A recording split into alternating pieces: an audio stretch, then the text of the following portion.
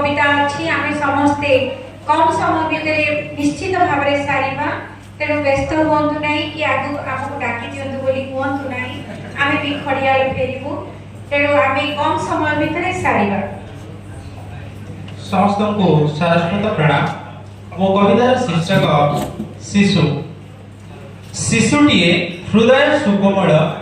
सते कि बास्नायित गोलाप फूल मन किणिनिए रूपटी तार मिठा मिठा कथा मन निर्मल सुरभि गोलाप पाखुड़ा परी अंतर मध्य प्रतिभा रही भली हे पितामाता ज्ञानी सुदीने माळी साजी सजाड़िबा यत्न करी आगामी पीढ़ीर भविष्य सी सुनार भारत गठने आगामी पीढ़ीर भविष्य सी सुनार भारत गठने सुगुण सज्ञान विकसित करी गढ़िबा केते जतने प्रतिभार तुम्भे परिचय दियो नरक संकोच हृदय समाज गठने अग्रसर हुओ ए घड़ी संधिर समय भारतर तुम्भे तो भविष्य के डाक्तर के वैज्ञानिक भारतर तुम्भे तो भविष्य के डाक्तर के वैज्ञानिक के प्रधानमंत्री तो के शिक्षक किए पुणी हेब दक्ष प्रशासक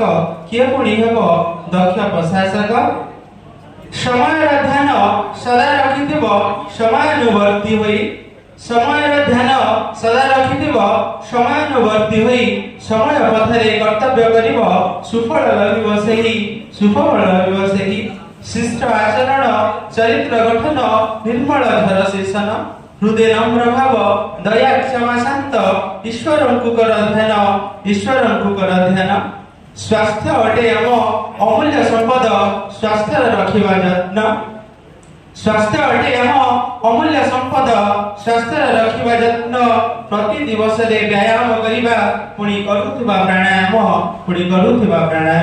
समस्त को धन्यवाद।